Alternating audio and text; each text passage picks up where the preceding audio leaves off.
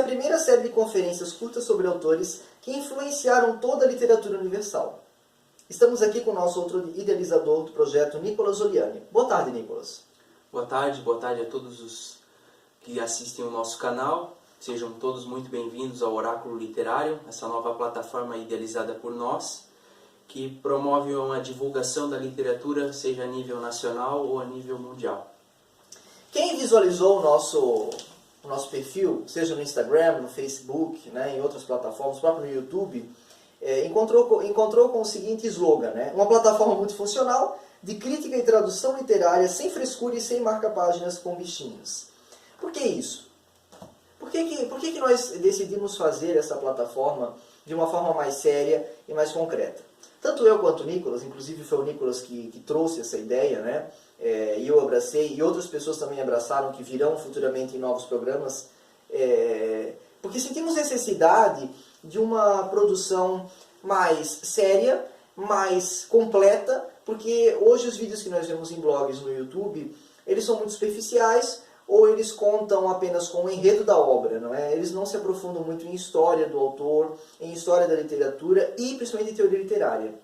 Nicolas, qual foi então a grande gota d'água, né? O grande The Turn of Screw, vamos usar o título do Henry James, para a criação então dessa nova plataforma? Bom, então a ideia surgiu, eu sou um grande apreciador da literatura, e eu sempre fiquei por dentro dos outros blogs que já existem no canal do YouTube e no Instagram. E eu senti muita falta de quem produzia esse material em outras plataformas, de abordar autores mais antigos, autores clássicos. Esses outros canais, eles normalmente fazem uma parceria com uma editora, e a editora manda os lançamentos todo mês para esse autor resenhar as obras e divulgar no canal. E eu senti muita falta de alguém que falasse sobre autores antigos, autores clássicos, como esse mês a gente vai falar do Edgar Allan Poe, um grande influenciador da literatura do terror, dos clássicos. E realmente eu senti uma falta de alguém mostrar essa literatura que é muito bela, são obras muito primorosas e que hoje em dia não existem canais que se dispõem a resenhá-los, justamente por eles focarem mais em literatura contemporânea. E esse foi o meu ponto de partida para iniciar esse projeto, que é o Oráculo Literário.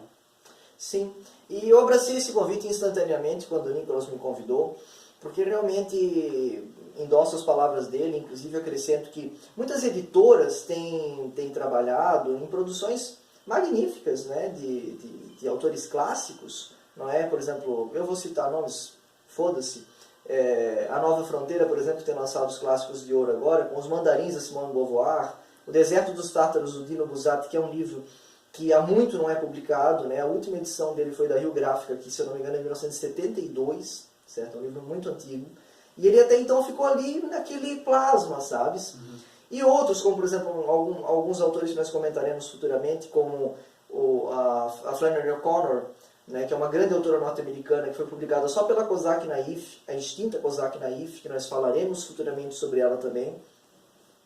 Então, vê-se hoje um grande jorro de publicações clássicas nas editoras nacionais, né? O próprio Edgar Allan Poe foi relançado pela Dark Side, como vocês podem ver aqui nesse expositor aqui. A Companhia das Letras lançou uma edição primorosa, não é? Do Histórias Extraordinárias, com as traduções, se eu não me engano, acho que é do Oscar Mendes, não é? Sim, Oscar Mendes. Ele faz inclusive o prefácio dessa edição. Ele prefacia o livro, né? Era uma tradução que ele já tinha feito para outras publicações anteriores, nós comentaremos no vídeo sobre o Poe, mas que não são comentadas. Eu até agora ainda não vi nenhuma resenha, né, em YouTube, por exemplo, dessa edição da Companhia das Letras, da tradução do Oscar Mendes. Eu não sei quem traduz a Dark Side, mas a Dark Side eu já vi algumas resenhas. Baudelaire. Né? Baudelaire é o prefaciador, né? Uhum. Então, nós vamos ver que o Poe ele vai ser um autor que ele vai influenciar muita gente. Não só, aliás, ele vai ser reconhecido antes na França do que nos Estados Unidos. Né? Então, essa é a ideia da plataforma, pessoal. É uma plataforma que vai trazer autores clássicos, vai trazer autores modernos também, vai tentar, pelo menos, embutir o erudito com o popular. Então nós teremos pessoas aqui, teremos convidados que vão falar sobre como a literatura influencia no cinema, como a literatura influencia na internet, como a literatura influencia nos próprios memes, como a literatura influencia em todas as áreas da humanidade. Não é? Porque, querendo ou não, sempre aparece lá no seu Facebook aquele meme em que pergunta se a Capitu traiu ou não o Bentinho. Não é? Querendo ou não, isso é um resquício de uma importância que a literatura tem inconsciente nas pessoas. Né? Nicolas, o que você espera dessa plataforma?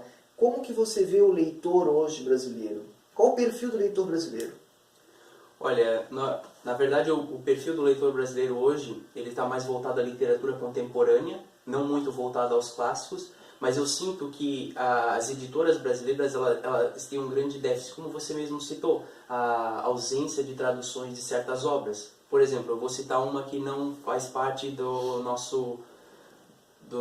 nossa primeira obra, que é o gênero do terror. Vou citar o Boris Pasternak. Não existe uma edição dele anterior à primeira. A primeira edição dele é de 1974. Depois disso foi lançado em 2017, que é essa edição da Companhia das Letras. Então existe um grande vácuo que ficou entre o ano da publicação e a reedição dele para o português. Vou pegar o Edgar Allan Poe, o conto da Esfinge.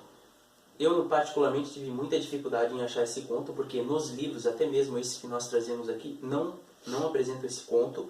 Os contos que dispõem na internet, a maioria em espanhol, porque ainda não foram traduzidos por português. Então, como a própria introdução do nosso canal diz que é para tradução literária também, eu acho muito importante o leitor brasileiro ter contato com esse tipo de obra, e que a barreira da língua não impossibilite o leitor brasileiro de ter contato com a qualidade de uma obra que é do Edgar Allan Poe, por exemplo. Sim, de grandes autores, não é? Isso até há uma página na internet, eu não me lembro agora o nome, é um blog, que fala sobre a questão da tradução. Né? Eles comentam tradutores de diversos livros e diversas obras literárias. E quando eu traduzi a Esfinge, que é um conto que nós comentaremos no próximo vídeo, eu encontrei muita dificuldade ao achar tradutores brasileiros que a fizeram. Né? A Nova Aguilar, que foi uma editora que hoje, se eu não me engano, ela está extinta. Né? Ela teve uma ressurreição em 2005, mas eu não sei se ela continua publicando. Ela lançou a obra completa do Poe, se eu não me engano, em 3 volumes. E essa obra completa, claro, incluía, não é, a Esfinge com a tradução dos Oscar Mendes. Né? Então foi a única tradução em língua portuguesa que eu saiba, que eu conheço, pode ser que hajam outras, mas eu conheço apenas a do Oscar Mendes. Foi as que eu procurei na internet, que eu procurei nos volumes que eu tenho aqui. Sim, todos esses livros que nós trazemos do Poe é somente a tradução do Oscar Mendes. Existe uma grande defasagem de tradutores, até porque pela dificuldade de se traduzir uma obra, você vai ter que se colocar na posição do autor para fazer a tradução. Isso é uma coisa muito delicada. Eu acredito que seja mais delicada do que produzir uma obra em si. Exatamente. A tradução ela é de extrema importância. E a língua de chegada é muito importante também, não é? Por exemplo, eu estou lendo agora o Guerra e Paz, que vai ser um livro que nós futuramente faremos também um vídeo. Foi muito difícil encontrar uma tradução decente. Por quê? Por exemplo, eu tenho uma edição em casa da Otto Pierre Editores, que é uma editora que faliu há muitos anos. Então eu posso citar aqui tranquilamente, se tem algum familiar assistindo, então que a ressuscite pelo menos e coloque bons tradutores. Kozak, então. Coloque bons tradutores nessa porcaria, porque era uma tradução feita em Portugal, ela era impressa em Portugal e traduzida do francês. Entende? Então ela é uma tradução da tradução. Eles pegaram La Guerre et la Paix em francês. Está certo que a Guerra e Paz, metade do livro é escrito em francês, não é? Mas eles pegaram a tradução em francês e traduziram para o português. Então essa é a tradução de uma tradução. Portanto, as repetições, a sintaxe, tudo isso cai por terra quando se trata de Tolstói, porque Tolstói era um rei do estilismo. Não é? O estilo do Tolstói é muito importante. E graças a Deus a Kozak Naif relançou essa obra, né? Eu acho que foi em 2008 ou 2007, alguma coisa assim, com a magnífica tradução do Rubens Figueiredo. Claro, não é perfeita, não existe tradução perfeita, né? Tem até aquele ditadinho em italiano, tradutor e traditore, né? O tradutor é um traidor, mas o Rubens Figueiredo traduziu direto do russo. Então ele conseguiu captar, não é? Coisas, trocadilhos, termos que somente alguém que entende russo pode entender, e não alguém que traduziu isso do francês. Não é? E isso com muitos outros tradutores. O próprio Lovecraft, né, que é um autor muito difícil de traduzir. Né? Os franceses, né, o Proust, o Joyce. Enfim, há uma infinidade de traduções. Né? Por exemplo, no Brasil tem 4 traduções do Joyce. Nenhuma delas é boa. Entende? Ah, porque os tradutores são ruins. Não. Porque o Joyce é ruim de traduzir. Né? Então há que se considerar isso. Então, que bom que temos 4 traduções do Joyce. Porque tendo 4 traduções do Joyce, eu posso pelo menos compará-las, né, entre si. E ver o que o autor quis dizer em inglês. Também ter contato com a obra, né? Não deixar a barreira... Exatamente. Popularizar. A tradução populariza. A população, ela dá a capacidade do leitor de língua portuguesa ler em francês, ler em inglês, ler em russo, ler em japonês, enfim. Não é? Então essa é uma das características da plataforma do oráculo literário. Não é? É trazer a obra e não só trazê-la e dizer que o livro é cheiroso, entendeu? Porque é um livro novo. Mas sim trazer a obra e mostrar sobre o tradutor dessa obra, como que ele se empenhou em fazer isso, quais as características do autor dessa obra. Dar aula de literatura sim, mas de uma forma mais popular, de uma forma mais simples, menos acadêmica, menos erudita e menos chata. Por exemplo, Nicolas, quais são os teus autores favoritos? Lovecraft, Edgar Allan Poe. Gosto muito do Júlio Verne, porque foi um autor que me inspirou a gostar de ler. Foi o primeiro livro que eu li na minha vida, Viagem ao Centro da Terra, do Júlio Verne. Esses são os autores, e Dostoiévski também. Quem não leu Dostoiévski não entende literatura nenhuma, porque ele foi uma grande revolução para a época dele, literária. Gosto muito do Philip Dick, que é um autor relativamente novo. Ele é de 1920, 30, ele lançou a primeira obra dele, e uma obra muito boa, inclusive muitos dos seus livros foram feitos filmes, né? Desconsiderando a qualidade dos filmes, a obra em si dele é muito boa. Sim. Esses são um pequeno apanhado dos meus autores que eu posso listar agora, porque eu gosto de muitos autores. Inúmeros, né? Eu sempre brinco que nós temos os autores, autores da vez, não é? Qual é o seu autor favorito? É o que eu estou lendo no momento, né? Eu estou lendo, sei lá, por exemplo, estou lendo A Guerra e a Paz, né? Do Tolstói, então por enquanto Tolstói é meu autor favorito. Porque é muito difícil listar e cada autor desses tem uma característica, algum tipo de semelhança à vida humana e que nos traz algum tipo de mensagem. Eu tenho o costume de elencar os tradutores por gêneros literários. Então, eu vou abordar o terror. Edgar Allan Poe, Lovecraft, não tem como deixar de falar desses autores. Mary Shelley, Bram Stoker. Eu vou falar de contos. Vou pegar um brasileiro, Rubem Fonseca. Eu adoro Rubem Fonseca. Vamos pegar o próprio Allan Poe, faz contos excelentes.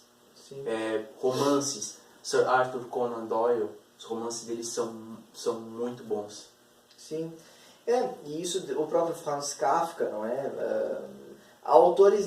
Nós temos autores também em períodos da vida, né? Aqueles autores que os autores adoram indicar autores também. Os autores adoram indicar autores, né? O próprio Joyce vai fazer isso muito, né? As inúmeras referências que ele faz aos livros que ele leu. Muitos contam, o próprio biógrafo dele, o Richard Hellman, conta que ele leu praticamente todo livro que existia em língua europeia. Então, um grande autor e um grande leitor também. Então, eu e o Nicolas conversando muito profundamente, nós vimos que a função do oráculo é ser mais do que um canal de YouTube, sabe? Ser mais do que 2 youtubers, nós dois aqui. Nós somos 2 leitores, apreciadores de literatura, e nós sabemos o quão é difícil, né? Eu listo um exemplo e um elogio, não é? Porque eu estava a ler na época O Som e a Fúria, do William Faulkner, e eu precisava ter algum tipo de referência. E eu peguei alguns livros, peguei um livro do Assis Brasil, inclusive, que é fantástico, sobre a obra do Som e a Fúria e outras obras do Faulkner. E eu encontrei acho que é um Unesp TV. Depois eu coloco na legenda da Unesp, né? Acho que é literatura e alguma coisa assim, um programa da Unesp, em que eles consultaram professores da USP e professores de universidades brasileiras, que é verdadeiramente magnífico, né? Então eu não posso dizer, todos os canais do YouTube são ruins e são superficiais. Não, você trouxe um professor universitário, não é, para comentar sobre aquilo, né? Se eu não me engano foi a Aurora Bernardini, eu não me lembro agora. A própria USP organiza esse programa. Magnífico programa, sabe? E nós jamais queremos competir com um programa desse, porque ele é um programa de fundamentação acadêmica, né? Então o acadêmico vai, claro, atrás daquele tipo de programa ali. Não só o acadêmico, o doutorando, o mestrando, ou já doutorado, ou já mestre, vão em busca de programas mais acadêmicos. Nós vamos sim trazer características acadêmicas para o nosso canal. Mas a ideia é realmente como está acontecendo aqui, é um bate-papo, uma conversa e uma discussão. Sem chegar a ser um clube de livro de Luluzinha, ou sem chegar a ser aquele tipo de vídeo em que tem aquelas menininhas cheirosinhas, bonitinhas, com aquela estante imensa, cheia de livros atrás. Eu acho que isso não passa nada, sabe? Eu acho que o grande trabalho da literatura é nem ter livros, né? A bagagem é la petite valise, a pequena bagagem que você leva consigo do que você lê, não é? Daquilo que você traz consigo. Acho que seria isso, Nicolas. Tens algum adendo sobre a... Não, eu acredito que a gente conseguiu fazer um apanhado geral bem legal sobre a proposta que nós apresentamos nesse projeto e conseguir, como você mesmo falou, aproximar o leitor das obras, não importa se ela é uma obra antiga, uma obra atual, e que a barreira linguística, ou as traduções, ou até mesmo nem que seja um prazer estético em si, mas essa pessoa possa ter um contato com a obra, não Sim. importando... Seja uma pessoa que não tenha tido contato algum, não é? Sim. Quanto aquela pessoa que já tem uma certa carreira acadêmica, que já conhece o autor, mas que às vezes sempre falta aquela informação. E muitas né? vezes, como você mesmo listou esse programa, por ter acadêmicos falando, a pessoa se sente retraída em interagir com por ser uma pessoa de um conhecimento, um intelecto maior, mas esse tipo de coisa a gente não quer fazer no nosso canal. Não é a nossa ideia. Não é a nossa intenção, a gente quer realmente aproximar o leitor, fazendo uma mixagem entre erudito e popular, para que essas obras não fiquem perdidas pelo tempo e que elas possam permanecer clássicas, como o próprio sentido diz do clássico, é uma coisa atemporal. Então, independentemente da época, ela é extremamente atual, essas obras. Com certeza. Então, estão todos aí com os nossos comentários. Gostaríamos profundamente que vocês nos seguissem e que fizessem comentários no YouTube, no Instagram. Aceitamos profundamente, com muito carinho, os elogios, mas as críticas são as coisas que nos fazem tornar melhor, não é? O elogio nos estanca, a crítica nos fortalece e nos evolui. Muito obrigado a todos. Muito obrigado.